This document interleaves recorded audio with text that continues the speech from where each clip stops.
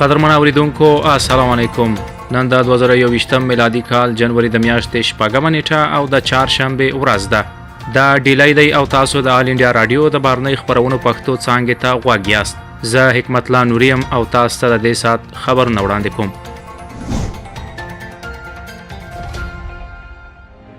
په پایل کې هم د خبرونو سرټکی. لومړي وزیر مودي د انګلستان له لومړي وزیر بوریس جانسن سره ټلیفوني خبرې کړې. الکساندر ایلیس هند ته د بریتانیا د نوي عالی کمشنر په توګه وټاکل شو. د چین لخوا واهون ته د کورونا وایروس کارپوهانو نه پرېښودو د روغتیا نړیوال سازمان ناهیلی کړی دی. په هانګ کانګ کې د ځپلو په عملیاتو کې په لسګونو کسان نیول شوي دي. د هند حکومت راتلونکي اونۍ په ټول هیواد کې د کووډ-19 واکسین پلي کولو لپاره چمتووالی نیسي او په هندوستان کې له کووډ-19 څخه د بیا رغېدو کچه 6.36% ته لوړه شوې ده. اوس هم بشپړ خبرونه واورئ. لومړي وزیر نریندر مودي پرون د انګلستان له لومړي وزیر بوریس جانسن سره ټلیفوني خبرې وکړې. لومړي وزیر جانسن د هند د جمهوریت ریاست د راتلونکي ورځې لمانځ غونډه کې د نوموړي د لوړپوړي میلمه په توګه له بلنې مننه وکړه. خو په انګلستان کې د کووډ-19 بدل شوي وضعیت ته په کتو سره د نه ګډون له امله یې خواشیني څرګنده کړه. هغه په نږدې راتلونکي کې له هندوستان څخه د لیدنې په پار خپله لیوالتیا بیا ځلي څرګنده کړه. ښاغلي مودي په انګلستان کې د استثنایي وضعیت په اړه خپله پوهه څرګنده کړه او د وبا د خپرېدو د ګړندي کنټرول لپاره یې خپلې نیکې هیلې وړاندې کړې. هغه د وضعیت له عادي کېدو وروسته په لومړنۍ فرصت کې هند ته د لومړي وزیر جانسن سفر ته سترګې په لاره دی. مشرانو د نړۍ لپاره د کووډ-19 واکسینونو د جوړولو په شمول د دواړو هیوادونو ترمنځ روانو همکارۍ ته کتنه وکړه. دوی د بریکزیټ وروسته او د کووډ-19 له ختمېدو وروسته شرایطو کې د هند او انګلستان ترمنځ په ګډ کار کولو خپل ګډ باور بیا ځلي څرګند کړ. په هند کې د متحده ایالاتو سفیر کین جوسټر ویلي دی چې واشنګټن له نوي ډیلي سره د دوه اړخیزو اړیکو پیاوړتیا ته ژمن دی. هغه د سې شنبې په ورځ په نوي ډیلي کې د خپل ماموریت له وروستي کېدو وروسته د خدای پامانۍ غونډې ته د وینا پر مهال وویل متحده ایالات په نړیواله کچه د هند د ودې ملاتړ لپاره جدي هڅې کوي. ښاغلي جوسټر وویل چې د متحده ایالاتو د ملي امنیت ستراتیژۍ په 2019 کال کې بیرته د مخکښ ځواک او پیاوړي ستراتیژیک او دفاعي ملګري په توګه د هند ظهور ته ښه راغلاست وویلو. د متحده ایالاتو تلونکي سفیر ټینګار وکړ چې سیمه ثبات، مشرتابه او د پرمختګ لپاره ډیموکراټیک ماډل ته اړتیا لري چې د نورو هیوادونو حاکمیت له ګواښ سره مخ نه کړي. ښاغلي جوسټر زیاته کړه چې یو غښتلی او ډیموکراټیک هندوستان په سیمه کې د سولې او هوساینې لپاره مهم شریک دی. هغه ویل چې د هند او پیسفیک سیمه د متحده ایالاتو او هند د اړیکو لپاره په ځانګړي ډول د پام وړ ده ځکه چې دا هغه واقعیت څرګندوي چې هند او د هند بحر د ختیځ اسیا او آرام سمندر سره تړلي دي. الکساندر ایلیس د سر فلیپ بارټن په ځای په هند کې د بریتانیا د نوي عالی کمشنر په توګه ټاکل شوی دی. ښاغلی ایلیس په همدې میاشت کې په خپله دنده پیل وکړي. هغه په انګلستان کې د ملي امنیت د مرستیال سلاکار دنده ترسره کوله. ښاغلي ایلیس تر دې دمه په لیزبون او برازیل کې هم کار کړی دی. په ډاکا کې د هندوستان تمویل شوې پروژې لپاره د لوړې کچې پروژې څارنې کمیټې لومړۍ ناسته ترسره شوه. د پروژې د څارنې د لوړې کچې کمیټې لومړۍ ناسته د هند لخوا تمویل شویو پروژو پرمختګونو ارزونې لپاره پریکړه کړې چې د پروژو پلي کولو ګړندي کولو لپاره د تودلبۍ پروسې اسانه کولو لپاره ګامونه واخیستل شي. د سې شنبې په ورځ په ډاکا کې د هندوستان عالی کمیسیون لخوا د خپرې شوې مطبوعاتي اعلامیې له مخې د بنګلادیش د مالیې وزارت د اقتصادي اړیکو څانګې سکرټر په ډاکا کې د هند عالی کمشنر، د لومړي وزیر د دفتر چارواکو، د مالیې وزارتونو د بهرنیو چارو او امنیتي خدماتو څانګې، د عوایدو ملي بورډ، د بنګلادیش حکومت او د هند ایکسیم بانک په ګډون مجازي ناسته ترسره شوې. غونډې ټینګار وکړ چې د هغو پروژو پروسوي خنډونه دې لرې کړی شي چې د هندوستان په مالي مرسته پلي کیږي. د بنګلادیش اړخ د تدارکاتو په پروسه کې د سیمه ییزو موادو کارونې ډیروالي او د هندوستان مالي ملاتړ هوکړې بیاکتنې غوښتنه وکړه. بنګلادیش د هند د مالي مرستو پروګرام تر نامه لاندې د هند تر ټولو لوی پراختیایي شریک دی چین نړیوالو کارپوهانو ته د کووډ-19 د اصلیت څېړلو لپاره د واهون څخه د لیدنې لپاره اجازه نه ورکړې باندې د روغتیا نړیوال سازمان ناخوښي څرګنده کړې. د روغتیا نړیوال سازمان مشر ټیډروس اډانوم غیبریوسس وویل په دې اړه د نړیوالې ساینسي ډلې غړو لا د مخه خپل سفر پیل کړی دی، مګر چینایي چارواکو لا هم ورته اجازه نه ده ورکړې. هغه وویل دا ماموریت د روغتیا نړیوال سازمان لپاره لومړیتوب لري او د روغتیا نړیواله اداره لیواله ده چې ژر تر ژره دغه ماموریت پر مخ بوزي. د WHO مشر وویل د کارپوهانو لیدنه د هغه تنظیماتو سره سمه وه چې د WHO، چین حکومت او نورو هیوادونو ترمنځ په ګډه رامنځته شوې ډله به د خپل سفر په اوږدو کې واهون ته هم سفر کوي. بیجینګ مخکې ویلي وو چې دوی به د روغتیا نړیوالو کارپوهانو ډلې ته د دې وایروس د اصلیت د څېړلو لپاره بشپړ لاسرسی ورکړي. د متحده ایالاتو د بهرنیو چارو وزیر مایک پامپیو هم د چین کمونیست ګوند غندلی چې د کووډ-19 په اړه ناڅرګندې خبرتیاوې خپروي او د WHO په څېړلو کې خنډ رامنځته کوي. د هانګ کانګ په لسګونو اپوزیسیون سیاستوال او فعالان د چهارشنبې په سهار د خاورې د ملي امنیت د قانون تر نامه لاندې نیول شوي دي. یاد سیاسیون په داسې حال کې د سرغړونې په تور نیول شوي چې 13 جولای میاشتې مقننه ټاکنو ته خپل نوماند وټاکلو چې وروسته بیا لغوه شوې. د سویلي چین مارننګ پوسټ د پولیسو د یوې سرچینې په حواله راپور ورکړی چې شاوخوا 53 کسان نیول شوي دي. دغه عملیات چې نن سهار پیل شوي تر دې دمه د امنیت تر قانون لاندې تر ټولو په لویه کچه ځپل دي چې د جون میاشتې په 10مه د بیجینګ لخوا نافذ شوی و. د ډیموکرات ګوند او انفرادي ټولنیزو رسنیو او په لسګونو نورو فعالینو او سیاستوالو ډلیز نیول به نوره هم د اندېښنه راپورته کړي چې هانګ کانګ په چټکۍ سره د اقتدار ګرایۍ په لور روان دی.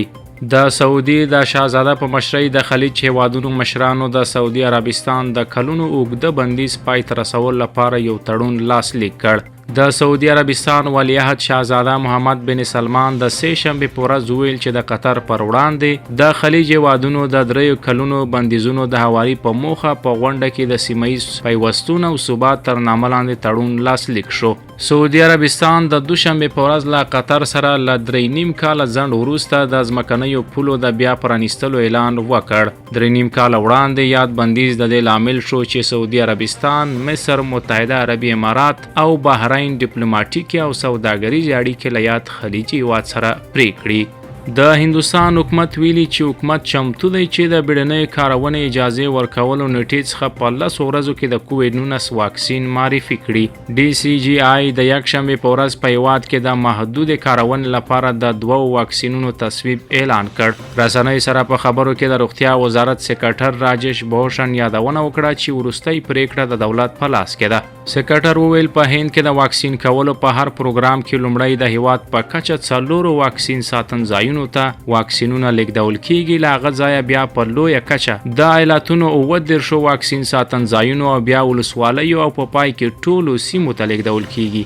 په هندوستان کې له کووډ-19 څخه د بیا رغېدو کچه 9.36 سلنې ته لوړه شوې ده. په 13 ساعتونو کې په ټولیزه توګه 1314 ناروغان له کووډ-19 څخه روغ شوي دي. د روغتیا وزارت ویل د روغ شویو کسانو ټول شمیر 9,919,202 ته رسېدلی دی. د پیښو اوسنی شمیر د ټولو مثبتو پیښو یوازې 2.19 سلنه جوړوي. دا مهال په هندوستان کې د فعاله پیښو ټول شمیر شاوخوا 228,000 دی. په 13 ساعتونو کې د 18,889 پیښو راپور هم ورکړل شوی دی چې په دې سره د پیښو ټول شمیر 10,344,000 ته ورسېدو.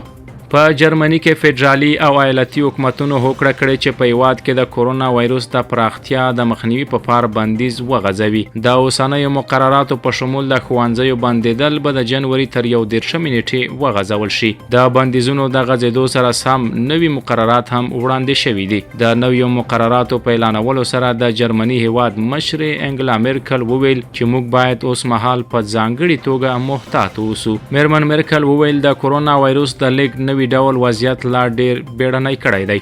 اسرائیلو د کووډ-19 پر وړاندې د موډرنا واکسین کارونه منظوره کړې ده. په دې تصویب سره اسرائیل د متحده ایالاتو او کاناډا وروسته د نړۍ دریم هیواد شو چې واکسین یې تصویب کړ. د متحده ایالاتو د بایوټیک شرکت ویلي د اسرائیلو روغتیا وزارت 6 میلیونه دوزه واکسین ترلاسه کړي دي. د خبرونو پای.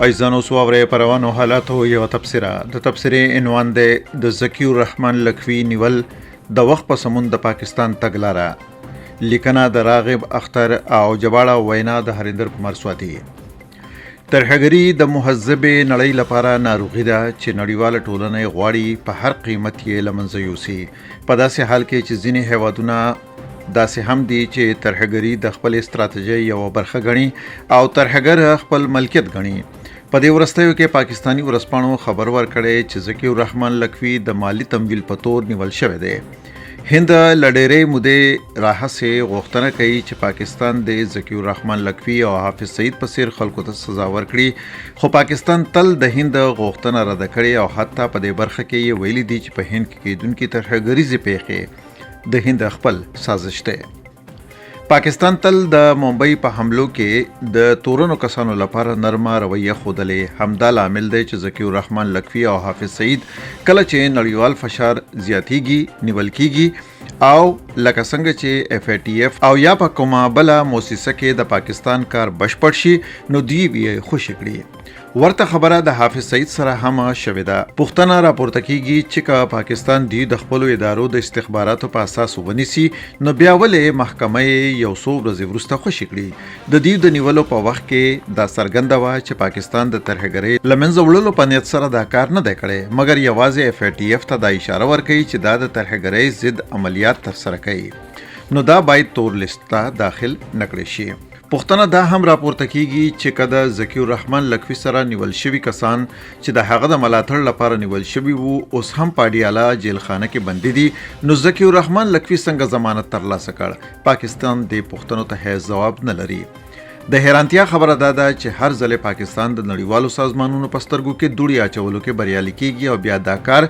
تر سره کېدو وروسته دغه خلک په ورته گاونډیو هیوادونو کې د تروریستي فعالیتونو لپاره کاروي د پاکستان پوز دغه شان ترهګر د خپل شتمنیو په توګه غني د آی اس آی پخوانی مشر جنرال حمید ګل اکثره د ټلویزیونونو په مرکو کې د دوی د وطن پالنې حمدونه لولي حقیقت دا دی چې د پاکستان پوز د پاکستان په سیر هیواد کې خپل حیثیت ساتلو لپاره د پاکستان په ډیرو سرچینو قبضه کړي او خلک دیتا پام ونکړي د دې لپاره دوی د دښمنۍ کیسې جوړوي او د دې لپاره هند د دیو دودیز سیال دی خپل دغه دودیز سیال پریشانه کولو لپاره دوی کله ناکله د حافظ سعید او کله ناکله د مسعود اظهر په څیر خلکو ته اړتیا لري همدا لامل دی چې د ترهګر کړنې ان د پاکستان په پارلیمان کې هم ستایل کیږي په پلواما کې ترهګریز برید په اړه په پارلیمان کې د فواد چودھری خبره د نړۍ نه پټه نه ده دا هم باید په یاد وساتل شي چې د ذکی الرحمن لکوي گرفتاری د کومې فدرالي ادارې تر څارنې لاندې نه بلکې د پنجاب د پولیسو د تروریزم ضد څانګې تر نظر